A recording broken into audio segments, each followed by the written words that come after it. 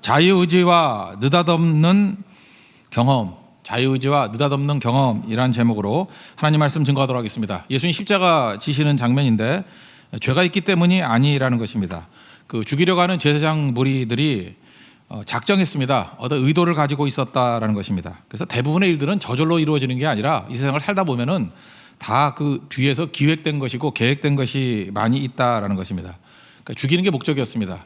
근데 굳이 빌라도에게 데려간 이유가 무엇입니까? 자기들에게는 사형 집행권이 없기 때문에 그러니까 죽이려고 데려간 거지 뭐 의논하려고 데려간 것이 절대로 아니라는 것입니다. 그러니까 빌라도가 묻지요. 왜 죽이려고 데리고 왔느냐? 이렇게 물어보니까 두 가지 거짓말을 합니다. 첫 번째는 세금 내지 말라 그랬다. 이렇게 거짓말하고, 두 번째는 자칭 왕이다 그랬다. 뭐 첫 번째는 명확히 알죠. 예수님 세금 낼까요 말까요 그랬더니 동전 갖고 와봐라. 이게 누구 화상이냐? 가이사입니다. 가이사의 것은 가이사에게, 하나님의 것은 하나님께. 그 세금 내지 말라 이런 말 없었죠. 이게 거짓말이고. 또 하나는 자칭 왕이다 그랬는데 자칭 왕이라고 그런 적이 없습니다. 지들이 왕이다 그런 거죠. 그죠? 반역으로 몰라고. 그래서 빌라도가 이건 확인해 보려고 하면 묻잖아요. 뭐라고 묻습니까? 내가 유대인의 왕이냐? 오늘 우리 성경에는 내 말이 옳도다 이렇게 되어 있지만 원문에는 이건 의역한 거예요. 내가 말했다예요. 그래서 뭐 예를 들어 NIV 같은 데도 보면 you have said it 이렇게 되어 있어요. 네가 말했다. 네가 말했다. 이건 뭐죠? 시인도 부인도 아니죠. 네가 왕이라 그러잖아. 뭐 그런 뜻이죠. 예. 내가 언제 그랬어? 자칭이라는 말은 절대 맞지 않는다는 것입니다. 그러니까 목적은 무엇입니까? 하여튼 죽이려는 게 목적이에요. 반역자를 몰아서 죽이려는 게 목적이었다라는 것입니다. 그래서 이 빌라도가 아무리 찾아봐도 죄가 없거든요. 그래서 4절을 보시면 4절 빌라도가 대제사장과 무리에게 이르되 내가 보니 이 사람에게 죄가 없도다 하니. 그럼 여러분 우리 이게 중요한 메시지가 이거예요. 봐가지고 죄가 없다 그러면 어떻게 하면 되죠? 무죄 그리고 풀어주면 끝나는 거 아닙니까? 그래서 오늘 중요한 게 자유의지인데 하나님께서 우리에게 자유의지를 주셨잖아요. 자유의지를 제일 잘 쓸 수 있는 게 바로 뭐냐 하면은 자유의지는 또 다른 말로 하면 선택과 결정이잖아요. 어떤 선택과 결정을 해야 되느냐? 그냥 예수 안 믿으면 양심에 따라서 양심상 이거 뭐 죄 없다 그러면 풀어주는 거예요. 빨리 그런 선택과 결정을 해야 된다는 것입니다. 그러면 열매를 거두고 우리는 또 말씀이 있잖아요. 말씀에 따라서 말씀에 합당하다 그러면 선택과 결정을 빨리빨리 하는 게 중요하다는 것입니다. 세상 사람들은 기준이 없죠. 기준이 뭐예요? 남의 시선이야, 남의 판단. 근데 사실은 남의 시선과 남의 판단이지만 실제로는 자기 이익이죠. 왜 남의 시선과 남의 판단을 따라갑니까? 그래야 내게 유익이 있을 것 같으니까. 그래서 자유의지를 주셨는데 내가 결정하고 내가 판단하지 아니하면, 내가 빨리 결정하고 선택하지 아니하면 빌라도 같이 된다는 것입니다. 오늘 중요한 메시지예요. 우리가 지금 빌라도 아닌 줄 알죠. 대부분의 사람들은 이 결정하는 거 되게 싫어합니다. 왜 싫어하느냐 하면은 괜히 결정하면은 어려움 당할까봐, 위험할까봐, 부담스러울까봐, 또는 뭐 어떤 사람도 귀찮다 그런 것도 있죠. 귀찮을까봐. 그래서 선택과 결정 안 내려요. 그래서 그냥 대세를 따르겠다, 남들 하는 대로. 꼭 그렇게 살아보십시오. 빌라도 꼴 되지. 지금 주님께서 우리에게 주신 귀중한 메시지, 빌라도가 멀리 있는 얘기가 아니라는 거예요. 우리에게 자유의지 주셨다. 선택하는 힘이다. 결정하는 힘이다. 그 말씀과 명확하다 그러면 빨리 선택해, 그런 얘기예요. 양심상 문제가 없다 그러면, 물론 양심도 병들 수 있어요. 그렇지만 건강한 양심을 얘기하는 거예요. 양심상 맞다 그러면은 빨리 결정해. 그게 주님의 메시지라는 것입니다. 유럽에서 가장 그 지성적인 민족 그러면 독일이었죠. 독일에서 뭐 철학도 나오고 음악도 나오고 뭐 온갖 거 다 나왔잖아요. 독일. 그런데 1차 대전, 2차 대전을 통해 가지고 세계 대전 일으킨 게 독일이었다고요. 그러니까 사람들이 이해를 못했다고요. 저렇게 지성적인 백성들이 왜 적고로 나가나? 이유는 뭐냐? 선택을 포기했기 때문에 그래요. 그 유명한 책 있잖아요. 에릭 프롬, 자유로부터의 도피. 그들이 왜 그 꼴 됐냐 하면은 이 자유로운 거, 이게 힘들더라는 거예요. 귀찮더라는 거예요. 그래서 자유를 포기했다라는 거예요. 그러니까 히틀러 네가 마음대로 해. 그리고 좀 무리스러운 거 하더라도 뭐 내가 결정했나? 나는 모르고 따라간 건데. 다 마음 편하잖아요. 그래서 집단 광기에 빠지게 되었다, 그런 얘기죠. 에릭 프롬이 증거한 내용이 뭐예요? 하나님께서 우리에게 자유의지 주셨는데 선택과 결정하지 않으면 똑같이 빌라도 같이 된다는 거예요. 그러니까 독일은 집단으로 빌라도 된 거죠. 뭐 우린 예외인지 아십니까? 마찬가지라는 거예요. 명확한 말씀의 기준이 있으면 선택과 결정을 내려야 된다. 그게 꼭 필요하다는 것입니다. 결정하기 싫으니까 이제 미루고 싶은 거예요. 책임을 미루고 싶은 거라고. 그러니까 소식 들어보니까 그 북쪽 갈릴리를 다스리고 있던 사람이 헤롯이거든요. 다 헤롯이라고 성경에 나오는데 예수님 어렸을 때 죽이려고 그랬던 것이 헤롯 대왕이라고 그러고, 그 아들이 헤롯 안디바 또는 그 역사에서 안티파스, 이게 북쪽을 다스렸어요. 그 다음에 유대 지역은 빌라도가 다스리고 있었고, 그때 마침 예루살렘에 와 있다 그럽니다. 그때 예수님 말투 보니까 갈릴리 말투거든. 너 고향이 어디야? 갈릴리. 그랬더니 관할이 거기네. 그래서 피하려고 헤롯에게 보내버립니다. 왜냐, 예루살렘에 있었기 때문에. 헤롯 네가 판단해. 그때 헤롯은 별 관심도 없어. 헤롯은 여기 헤롯 안디바는 그 세리요한 목 자르는 사람이에요. 나쁜 놈입니다. 그러니까 기회주의자고. 그죠? 그러고 난 다음에 뭐 관심은 많았어요. 뭐 세리요한이 부활했을까봐 또 뭐 두려워하고 뭐 이런 아주 쫌팽이거든요. 근데 예수님에 대해서 기적 행한다 그러니까 궁금했는가 봐요. 만나보길 원하는데 예수님이 이건 인간 취급 안 했어요. 아예 대답도 안 했습니다. 그랬더니 다시 또 빌라도에게로 오게 되었다. 그런 얘기입니다. 근데 여기 재밌는 게 있죠. 두 사람은 원래 원수예요. 원래 헤롯 대왕은 전체를 다 다스렸는데 그 황제가 그 아들놈들이 똑똑지 못하니까 북쪽은 안디바가 네가 다스리고 남쪽은 빌라도 직접 총독을 보냈거든요. 그러니까 서로 관계가 안 좋다고요. 그런데 자기 이익 챙기는 거에 있어서는 둘이 원수가 친구 됐다, 그런 얘기가 나오죠. 12절을 보십시오. 헤롯과 빌라도가 전에는 원수였으나 당일에 서로 친구가 되니라. 왜 이런 일이 벌어지죠? 자기 이익이 기준이기 때문에. 지금도 마찬가지입니다. 어떤 하나님 말씀의 기준이 아니라 자기 이익대로 사는 사람이 되게 친하게 지내고 보이죠. 시간 지나 보십시오. 곧 원수 됩니다. 배신이란 건 뭔지 알아요? 자기 이익 따라가는 사람들입니다. 배신하고 배신 당하는 거예요. 하나님 말씀이 중심인 사람들은 뭐 그럴 리가 없겠죠. 뭐 넘어간다 할지라도 뭐 상처 입을 것도 없고 하나님 말씀에 자기만 가면 되는 거니까 문제가 없다라는 것입니다. 또 한 번의 꼼수를 펴요. 뭐냐면 당시에 그 유월절 같은 명절에는 한 명씩 풀어주는 게 있었거든요. 사면령이 있었어요. 밀란과 강도지됐던 나쁜 놈이 있었다고, 바라바라고. 아주 유명한 나쁜 놈이라고요. 둘 중에 하나 풀어줘. 그러면 빌라도는 생각이 당연히 바라바를 죽이자 이렇게 말할 줄 알았다고요. 그랬더니 뭐라고 얘기해요? 예수를 죽이자. 예수를 십자가에 못 박아라, 못 박아라. 그래서 마지못해 가지고 예수님 십자가에 다는 것을 용인했다. 그 스토리입니다. 뭐 아주 지저분한 얘기인데 그런 얘기예요. 거기서 알 수 있는 게 뭐죠? 하나님께서 내게 주신, 우리 모두에게 주신 거예요. 자유의지를 주셨거든요. 결정과 또 선택할 수 있는 그 힘을 주셨는데 그거 사용하지 않냐고 이리저리 피하다 보면 빌라도 된다는 거예요. 사도신경 외울 때마다 나오잖아요. 본디오 빌라도에게 고난을 받으다. 그죠? 이게 빌라도 같은 이런 한심한 인생, 저주받은 인생이 될 수밖에 없다라는 것입니다. 그러므로 우리가 해야 될 일이 뭐냐? 우리의 이 선택과 결정을 가지고 목적은 딱 하나예요. 하나님을 기쁘시게 하는 삶을 살면 돼요. 그게 말씀이거든요. 하나님 기쁘시게 하는 삶. 나 주님의 기쁨 되기 원하네. 찬양했죠. 그렇게 살면 된다고요. 그럼 우리는 가끔마다 이런 생각을 해요. 야, 하나님이 너무 이기적이다. 그냥 하나님 기쁨 위해서 살고 우린 뭐냐? 근데 그게 아니에요. 우리 부모의 마음하고 똑같아요. 나를 기쁘게 좀 해줘. 그래서 진짜 기뻐하신다고요. 기뻐하는 것이 뒤집어 놓고 보면은 그게 자녀들 잘 되는 길이라고요. 그래 유도하는 거죠. 하나님도 마찬가지라고요. 나는 이것을 기뻐해. 그러니까 나를 좀 기쁘게 해. 내가 기뻐하는 게 정말로 너희들의 사명이야. 그래서 주님을 기쁘게 하다 보면 결론적으로는 하나님도 기뻐하지만 그거보다 몇 배, 몇십 배 우리가 더 기쁠 일들이 생기는 일들이 벌어지게 된다는 것입니다. 그게 사랑하는 아버지의 의도예요. 그러므로 우리가 주님의 기쁨이 뭔지를 알면은 그거 주님 기쁘게 하려고 결정하고 선택하는 거를 열심히 해야 된다는 것입니다. 그럼 돌이켜보면 하나님만 기쁜 게 아니에요. 내가 수십 배 더 기뻐져 있어요. 주님이 이끌어가는 길이라는 것입니다.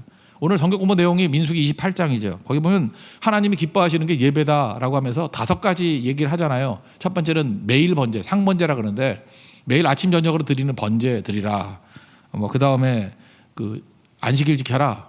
그 다음에 세 번째는 초하루 예배 드리라. 8월 1일, 9월 1일, 10월 1일 이렇게 초하루 예배 드려라. 그다음 명절 2개죠. 6월절과 7.7절, 그러니까 오순절 잘 드려라. 이렇게 5가지 얘기를 쭉 해요. 그러다 보면은 우린 이래요. 하나님은 참 번거롭기도 하죠. 원하는 것도 많으셔. 이걸 다 지켜야지 된다, 기뻐하신다니 이게 우리 무슨 꼴이야. 근데 이 예배를 다 드리면 사실은 유익은 누구에게 있어요? 우리에게 있다고요. 엄청난 유익이 있다라는 것입니다. 더 많은 축복과 은혜가 넘쳐나게 된다는 거죠. 특별히 하나만 예를 든다 그러면 상번제 드리라, 아침 저녁으로 예배 드리라 그런 얘기를 해요. 그럼 그 예배를 잘 드리면 어떤 일이 벌어져요? 아침 저녁으로 예배를 드리려고 그러면 제단에 불이 꺼지면 안 되죠. 불이 꺼지지 않기 위해서는 제사장이 유지가 돼야 돼요. 제사장이 유지가 되기 위해서는 모든 성도가 11조 드려야 된다고. 그 11조를 드리는 걸 통해 가지고 제사장이 유지가 되면은 그죠? 예배에 불이 꺼지지 않잖아요. 기도에 불이 꺼지지 않잖아요. 그걸 통해서 이스라엘의 불도 꺼지지 않아요. 영원히 불타오르는 그런 능력의 민족이 될 수 있다는 것입니다. 우리도 마찬가지예요. 주님께서 여러분 알량한 거 좀 구하는 것 같죠. 뭐 치사하게 이런 걸 구하시나. 그거 하다 보면요 수백 배의 능력이 우리에게 임하게 된다니까요. 그러니까 하나님께서 원하시는 방법이 바로 그런 거라는 것입니다. 잘 모르겠으면 여러분 솔로몬 한번 보세요. 솔로몬 소원이 뭐야? 그럴 때 나는 이 백성들 잘 다스리기 위해서 지혜가 필요합니다. 그랬더니 하나님 기뻐하시죠? 그랬더니 그것만 줘요? 아니죠. 그 백성들 사랑한다 그랬더니 네가 구하지 아니하였던 부귀, 영광, 장수 다 준다 그런 거 아니에요? 이게 하나님 마음이라고. 그러니까 여러분 하나님이 기뻐하시는 거 그러면 그거 기쁘게 하다 보면 내가 수백 배 더 기쁘다니까요. 우리 아이들 그러잖아요. 뭐 부모가 기쁜 게 뭐야? 그럼 뭐 공부 열심히 하는 거. 그 뭐 뒤집어 놓고 보면 공부 열심히 하면 부모 좋을 게 뭐 있어요? 뭐 나중에 뭐 삥 뜯어 주나? 그게 아니 자기 잘 되라는 얘기죠. 똑같은 얘기라고요. 주를 기쁘시게 하는 삶 그게 너무너무 중요하다는 것입니다. 세계 3대 테너라 그러면은 그 뚱뚱하신 분 파바로티 있고 또 누구 있죠? 플라시보 도밍고, 그죠? 날씬하고 또 이렇게 테너 있잖아요, 그죠? 또 하나가 호세 카레라스라고 있습니다. 세 번째 사람 얘기해줄게요. 호세 카레라스. 이 사람이 어렸을 때부터 예수를 믿긴 믿었는데 이렇게 뭐 예배 드릴 때마다 하나님 음성이 주님을 기쁘시게 하라, 주님을 기쁘시게 하라, 뭐 이런 음성이 들렸대요.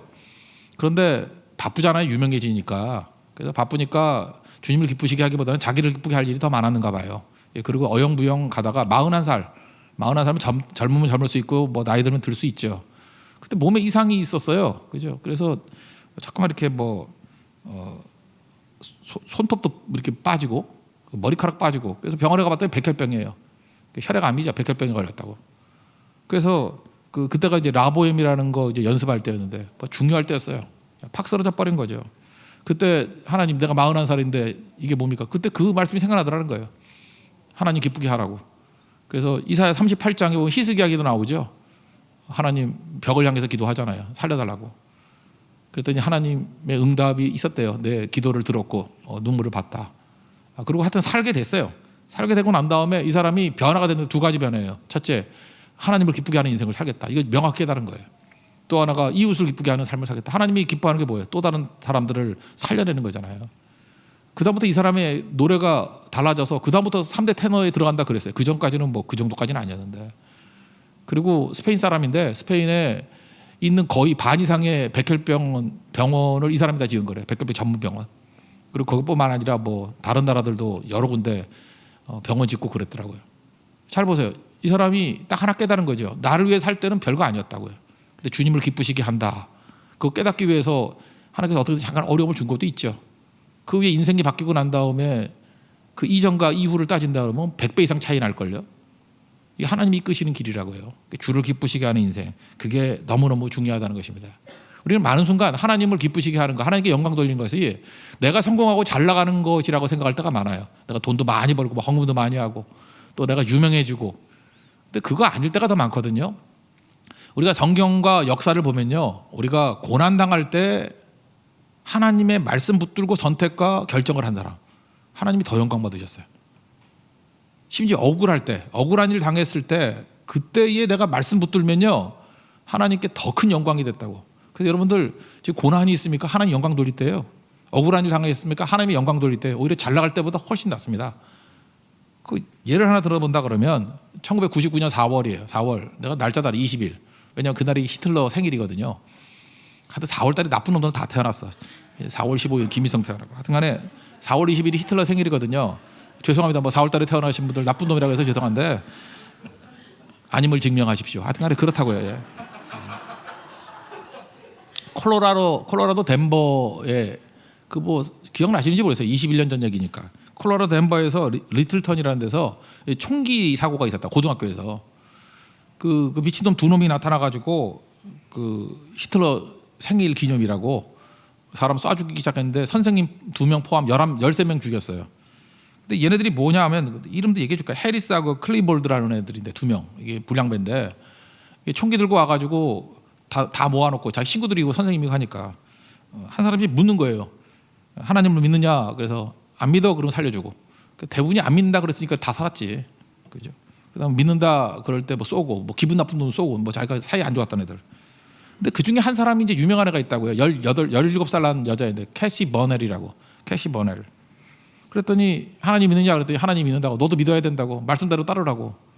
그랬더니 이놈들이 화가 버럭 나가지고 총 앞에서 두려워하지 않으니까 네가 좋아하는 하나님 옆으로 가. 그러고 쏴주겠다고요. 캐시 버넬. 그래서 99년 아니에요. 그래서 많은 사람들이 그런 얘기를 해요. 20세기 마지막 순교자가 캐시 버넬이라고. 99년이니까 20세기 마지막 순교자 그런 별명이 있어요. 근데 그 이후에 어떤 일이 벌어졌냐? 그 미국에요 10대들 부흥 잘 안 일어났는데 10대 엄청난 부흥이 일어났어요. 왜냐하면 그 모습을 바라봤던 살아있던 애들이 충격받은 거예요. 자기가 부끄럽기 시작하고 저기 믿음의 모습이에요. 그리고 그 순간에 그 총 쏘는 애들이 부들부들 떨더래요. 총 쏘면서도 두려워하더래요. 뭐 그런 소리 있어요. 그 총 쏘는 한 녀석은 나중에 보니까 그 오줌까지 지렸다고.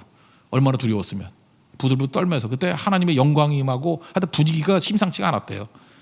그 살아남은 애들 중에서 애들이 우리 부끄럽다 이렇게 살면 안 되겠다 그래서 미국엔 또 공립학교에서는 그 기도 못하게 하거든요. 그러니까 자기들이 자발적으로 암호를 얘기를 했어요. 그래서 see you at the pole 국기계양대 앞에서 만나자 이 약속이에요. 그래서 점심시간 때 끝날 때마다 see you at the pole 국기계양대 앞에서 만나자. 거기 모여가지고 애들이 기도하고 그게 막 퍼져나가기 시작해가지고 이 99년대 엄청난 이 젊은이 부흥이 막 일어나기 시작했습니다. 잘 보세요. 이거 목사님이 한 거 아니에요. 어떤 사람이 했어요. 억울한 일, 고난. 그때 캐시 버넬 이거 하나님 믿느냐 믿습니다. 근데 이 아이가요. 뭐 이렇게 모태 신앙이고 어렸을 때부터 잘 믿었던 애 같으면 말도 안 하겠는데 이 불량배 얘네들하고 어떤 같은 서클이 있었던 불량 서클에 있었던 애래요. 얘도 캐시 버넬도 얘도 약간 막 가는 여자애였어요. 그죠? 근데 그 전해에 어쩌다가 교회 수련회를 따라갔대요. 수련회 따라가서 진짜 은혜 받고 뒤집힌 거예요. 거듭나게 된 거예요. 믿어도 초신자예요. 초신자. 믿자마자 순교하죠. 여러분 순교를 못하는 이유가 뭐죠? 너무 오래 믿어서 그렇죠. 믿자마자 잘 보세요. 제가 볼 때 20세기 마지막 지으면서 여러분 지금도 많이 들었을 거예요. 그죠? 이 캐시 버넬 이 국기계양대 기도회 미국의 최근에 일어났던 젊은이 운동 가운데 이게 가장 큰 운동이었어요. 기도 운동. 초신자였어요. 원래 불량배였던 애예요. 제가 억울하고 고난 가운데 있을 때 믿음 선택하고 그죠? 믿음 결정했어요. 그때 하나님께서 놀라운 일들을 벌이시잖아요. 빌라도 같이 이루지 않았다고. 믿음이 뭐예요? 하나님께 내게 주신 자유의지를 가지고 그거 붙드는 겁니다. 우리나라도 마찬가지예요. 언제 부흥이 막 일어났습니까? 뭐 큰 교회들 뭐 이거 있다고 부흥이 일어나나? 손양아 목사님 아니에요?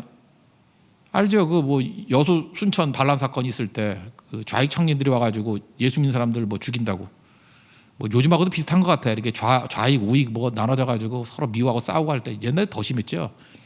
그러니까 힘 가지니까 잡아다가 미우니까 죽인 거라고. 막 죽창으로 찔러 죽였다고. 동인 동신 2명. 끝나고 난 다음에 이제 뭐 뒤집혔죠. 또 뒤집히니까 당연히 복수하게 될 것 같은데 그 죽인 놈 잡아다가 자기 양아들 삼았다 그러잖아요. 이게 지금도 충격이지만 당시 얼마나 충격이었겠습니까? 기독교가 뭐예요? 용서죠. 품는 거죠. 세상에 억울해도 이렇게 억울한 게 어디 있겠어요? 1번, 2번 아들, 제일 똑똑한 아들. 그중에 첫 번째 아들은 미국 유학 준비했던 아들. 똑똑했겠죠. 그 아들이 잃었는데 억울하고 고난 있는 상황 아닙니까? 근데 그때에 결정하잖아요. 선택하잖아요. 그러니까 이때 이후에 얼마나 큰 부흥이 일어난지 알아요? 제가 볼 때 애양원이는 뭐 그쪽 여수 뭐 순천 그쪽 보면 손양아 목사님 영향 없는 데가 없는 것 같아요. 막 가는 곳마다 아직까지도. 그러니까 믿음의 결정, 특별히 억울할 때 믿음의 결정 내리는 거, 그때 크나큰 부흥이 일어나게 된다라는 것입니다.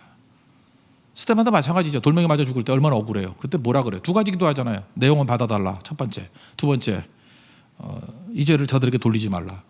누가 들었어요? 사울이 들었잖아요. 사도 바울이 된 거, 다메섹 도상에서 예수님 만난 것도 있지만 이때 사건을 기록한다고요. 그때 옆에 사울이 있었다고. 충격받은 거죠. 그 배경도 있는 거예요. 스데반의 배경도. 그래서 어떤 사람은 그런 얘기를 해요. 스데반의 설교 굉장히 길잖아요. 긴 설교가 있는데 그 사도행전 7장의 설교 내용 그대로 살았던 게 사도 바울이라고. 잘 보면은. 그러니까 바울이 바울 될 수 있었던 거. 사실은 스데반의 마지막 사역 감당한 거다. 이렇게 말할 수도 있다라고 얘기를 합니다. 우리도 이게 꼭 필요하다는 거예요. 여러분 하나님께서 우리에게 자유의지 주셨습니다. 미루지 마십시오. 난 대충 믿겠어. 그거 아닙니다. 말씀이 명확하다 그러면은 선택하십시오. 결정하십시오. 명확한 건 뭐예요? 여러분들 기도에 불 붙기를 원하시는 거예요. 예배에 불 붙기를 원하시는 거예요. 결정하십시오. 그러면 산다는 거예요. 불 붙이는 거 너무너무 중요해요. 아까 불 얘기를 했지만 불이 한번 꺼지면 다시 붙이기 너무 힘들어요. 지금 뭐 코로나 바이러스 뭐 이래가지고 예배 뭐 온라인 예배 드린다 이러면서 잠깐만 떠나갔던 사람들 있죠. 묘하죠. 예배 불이 한번 꺼졌어. 다시 예배 나오기 쉬워요? 엄청 어려워요. 그거 잊지 말라고요. 불 꺼진 사람 그건 반은 죽은 거예요. 불 붙여야 돼요. 다시 예배 불. 기도도 마찬가지예요. 제가 우리 교회도 개척하고 난 다음에 한 1년 정도 금요 철야 안 했다고. 저 평생 철야기도 했던 사람인데 최초 한 2개월 정말 힘들었어요. 왜 이렇게 기도가 안 되는지. 기도가 안 돼요. 금요 철야도 안 하다가 하니까 기도가 안 돼. 막 막히고 한참 기도한 것 같은데 시계 보면 9분 지났고. 진짜 그래요. 기도에 불이 없기 때문에. 근데 요즘에 금요 철야 어때요? 요즘에 코로나 바이러스 때문에 2시간밖에 안 하지만 뭐 많은 사람들이 그래요. 벌써 끝났냐? 그게 왜 그래요? 기도에 불이 있기 때문에 그래요. 불이 있기 때문에. 또 하나 걱정되는 게 이거예요. 우리가 그 선교 열심히 다녔잖아요. 근데 이게 뭐 1년이 될지 1년 반이 될지 모르지만 선교지 못 간 지 벌써 6개월 됐잖아요. 그죠? 이제 막히게 되는 것이 만약에 오래 지속된다 그러면 이제 선교 가느라고 시간 내고 물질 내고 했던 것들이 이제 다른 걸로 채워지기 시작한다고. 이제 이러다가 1년 반 있다가 다시 선교 갈 상황이 되고 2년 있다가 선교 갈 상황이 된다 그러면 쉽지 않을 거라고. 왜냐? 선교의 불이 꺼진 거거든. 지금 기도는 하고 있지만. 그래서 그때 초창기 때는요. 엄청난 피 흘리는 희생이 있어야 돼. 다시 불을 붙이려고 그러면. 그 쉬운 거 아니에요. 그래서 디모데전서 1장에 보니까 사도 바울이 뭐래요? 디모데 앉혀놓고 난 다음에 내가 너 안수함으로 네 속에 있는 불 붙기를 원한다고. 그래서 불이 붙어야 돼. 오늘 여러분들 예배가 딴 건지 아십니까? 불 꺼진 사람들 어떻게든 불 붙여서 가야 돼요. 기도에 불을 붙여 가야 돼요. 예배에 불을 붙여 가야 되고 성령이 불을 붙여 가야 돼요. 불 없으면 죽은 거예요. 불 붙여 가야 또 다른 거 살릴 수 있죠. 그리고 일주일을 버틸 수 있죠. 이 불길이 타오르는 우리 하나님의 거룩한 종 되기를 바랍니다. 그래서 여러분들 하나님께 자유의지 주셨습니다. 이걸 어디에만 써야 되느냐? 말씀대로 순종할 때 써야 되고 결정할 때 써야 되고 선택할 때 써야 된다는 거예요. 그럼 살아납니다. 근데 한 번 피하고 두 번 피하면 빌라도 되고 히틀러 치하에 독일 됩니다. 망합니다. 다 깨져버립니다. 선택 미룬다고 중간 가는 거 아니에요. 망하는 거예요. 지옥 백성 되는 겁니다. 자유의지 잘 이용해서 말씀 선택하고 결정할 수 있는 하나님 종 되기를 바랍니다. 또 한 가지 요거 비슷한데 좀 다른 예가 하나 나와요. 그게 바로 뭐냐 하면 믿음과 느닷없는 경험이라고 제가 얘기했는데 느닷없는 경험이 있다고. 크게 보면 이것도 은혜인데 예수님이 채찍에 맞았습니다. 뭐 죽어라 패니까 그 십자가가 그 무겁잖아요. 그거 뭐 그래도 뭐 한 10몇 킬로는 가지 않겠어요? 아무리 가벼워 한 20킬로 안 가겠어요? 그러니까 그 끌고 올라가는데 무리죠. 언덕으로 올라가야 되니까. 그러니까 예수님이 자꾸 쓰러지고 하니까 그 로마에는 부여권이 있었어요. 부여권. 그래서 오리까지를 이렇게 들고 가라 해도 부여권. 아무나 붙잡아 놓고 일하라 그러면 일해야 돼요.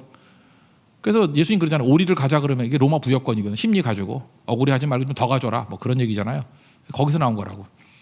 그래서 구경꾼 중에 그 구레네 출신의 시몬이라는 사람을 잡아다가 네가 대신 십자가 지고 가 그랬다고요. 근데 구레네 시몬은 구레는 어디냐면 북아프리카 리비아라고 있죠. 리비아에 있는 거기 있는 동네 이름이에요. 구레네 사람. 그러니까 꽤 멀리서도 본 거죠. 유월절 예배 드리려고. 그러니까 이 사람은 어떤 느낌이 들겠어요? 황당하죠. 아니 예루살렘 왔다가 이게 뭔 짓이야 내가. 그리고 수치스럽죠. 이 십자가 진다는 거 수치인데 이걸 내가 왜 줘? 억울하죠. 이게 뭔 꼴이야? 느닷없죠. 봉변이죠. 우리 한국식 표현 재수 없죠. 그 재수없게 걸린 거 아니에요. 그죠? 그 재수 없는 모습을 한번 봅시다. 26절 읽겠습니다. 시작. 그들이 예수를 끌고 갈 때 시몬이라는 구레네 사람이 시골에서 오는 것을 붙들어 그에게 십자가를 지어 예수를 따르게 하더라.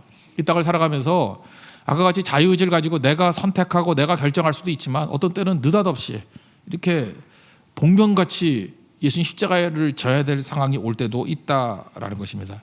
근데 이게 은혜라는 거예요. 그때에 뭐 알던 모르던 십자가 잘 지라는 얘기예요. 왜냐? 먼저 십자가 지고 난 다음에 나중에 이해하게 되었다는 것입니다. 그래서 얼떨결에 지는 십자가도 이거 은혜예요. 이것도 의미가 있다라는 거예요. 오늘 이 구레네 시몬 집안 얘기가 성경을 보면 두 군데 나와요. 하나가 마가복음 15장 21절에 보면은 두 아들 이름이 나와요. 마침 알렉산더와 루포의 아버지인 구레네 사람 시몬이 시골로부터 와서 뭐 이런 게 나와요. 그러니까 알렉산더 루포라는 두 아들이 있었구나 이걸 알게 되고, 그 다음에 로마서 사도 바울의 로마서 16장 13절에 보면 이 집안 배경이 다 나와. 그 중에 알렉산더 말고 두 번째 아들 루포가 사역자가 됐는가 봐요. 주 안에서 택하심을 입은 루포가 누구예요?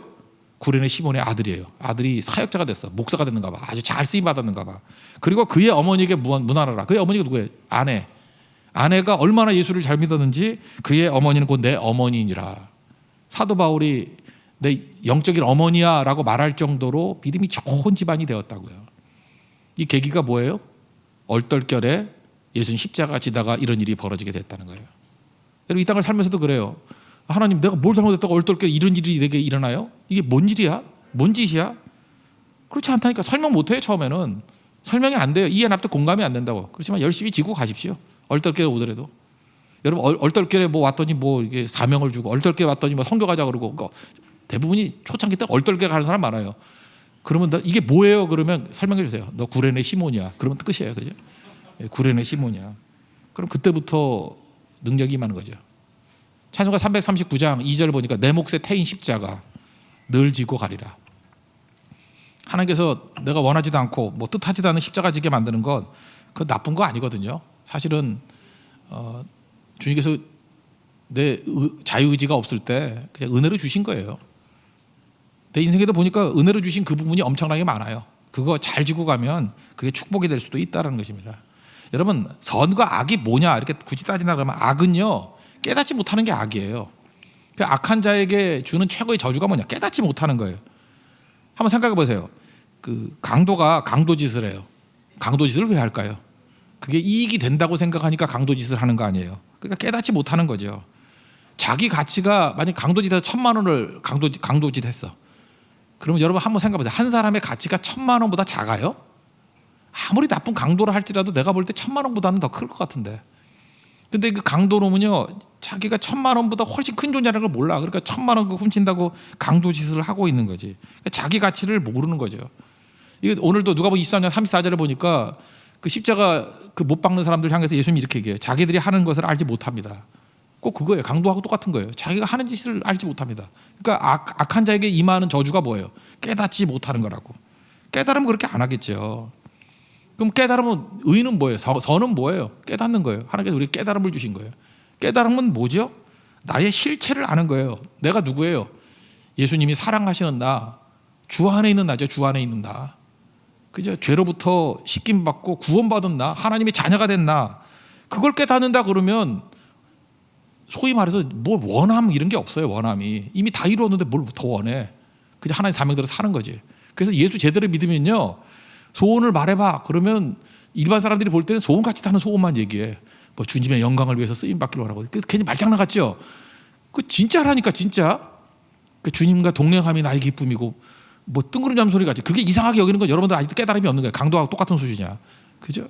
그게 왜 그렇게 되냐 하면은 이런 거 똑같은 거예요. 어떤 나무가 있어요. 나무가 있는데 씨가 있어. 씨가 자라고 싹이 나고 줄기가 자라고 잎사귀가 나고 꽃이 피고 열매를 거둬요. 이걸 발전이라 그래요? 아니에요. 잘 보세요. 씨도 나무예요. 그죠? 새싹도 나무예요. 줄기도 나무고 꽃도 나무고 열매도 나무고 다 나무죠. 나무는 그냥 나무예요. 뭐가 될라 그러는 거 아니에요. 그 나를 발견한 거죠. 주 안에 있는 나를 발견한 거죠. 주 안에 있는 나됨을 발견한 거. 내가 누구예요?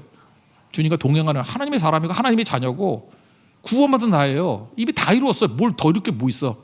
주님과 동행하면 되는 거지. 나를 통해서 하나님의 영광이 드러나면 되는 거지. 그래서 부활장인 고린도전서 15장 10절에 보니까 나의 나된 것은 하나님의 은혜로 된 것이니. 중요한 게 뭐예요? 나의 나됨. By the grace of God. 하나님의 은혜에 의해서 I am what I am. I am who I am. 내가 됐다고요. 나를 발견하게 되었다. 그러니까 예수님 안에서 나를 발견하게 되면 더 원함도 없어요. 그냥 나를 통해서 복이 흘러가고 은혜가 흘러가고 능력이 흘러가는 거죠. 그래서 참 묘한 게 뭐냐면요. 모든 영웅 이야기 있잖아요. 제 속에 영웅 이야기를 쭉 보면은 영웅 이야기 마지막이 뭐로 끝나요? 재밌잖아요. 공통점을 발견해서 모든 영웅 이야기의 마지막은 고향으로 돌아가는 거예요. 그 고향으로 돌아가는 게 뭐죠? 수구초심이기 때문에 그래요? 원숭이도 뭐 자기 태어난 거 쳐다본다고? 왜 수구초심이라는 단어가 나와요? 고향으로 돌아가는 이유가 뭐예요? 결국은 나됨 발견하는 게 영웅의 끝이라는 거예요. 나됨. 여러분들 그 영웅 이야기 그 귀찮게 그냥 넷플릭스 열심히 볼 거 없어요. 볼 것도 없어. 성경만 딱 보면 돼. 주 안에 있는 그게 나됨을 발견한 거예요. 나오잖아요. By the grace of God, I am what I am. 나의 나됨을 발견했다고. 영웅의 발견 그냥 한 절에서 끝나는 거예요. 하나님의 은혜 만나면 나 발견한 거라고. 뭐 되려고 발버둥 안 쳐요. 남에게 인정받을 발버둥 치지 않고 그냥 나로 살아요. 지금 내 상태가 씨면 씨로 살아요. 내 상태가 줄기면 줄기로 살아요. 지금 내 상태가 지금 꽃이면 꽃으로 살고 열매면 열매로 살고 그게 다 똑같은 나예요. 주님께서 주시는 대로 주시는 은혜대로 그게 성도의 삶입니다. 오늘 신앙인을 얘기를 하고 있어요. 하나님께서 우리에게 자유의지 주셨습니다. 뭘 해야 돼요? 선택과 결정해야 돼요. 아니면 빌라도 됩니다. 망합니다. 중립 없어요. 그리고 어떤 때는 진짜 은혜죠. 이거 느닷없는 경험을 하게 만들어요. 느닷없는 체험을 하게 만들어요. 그때 내 몫에 태인 십자가 잘 지고 가십시오. 그러면 이해 안 돼도 나중에 이해돼요. 그리고 이게 은혜였다라는 걸 깨닫게 된다는 것입니다. 오늘도 참된 믿음으로 승리하는 하나님의 종 되기를 축원합니다. 자리에서 일어나겠습니다. 370장 찬양하겠습니다. 주 안에 있는 나에게.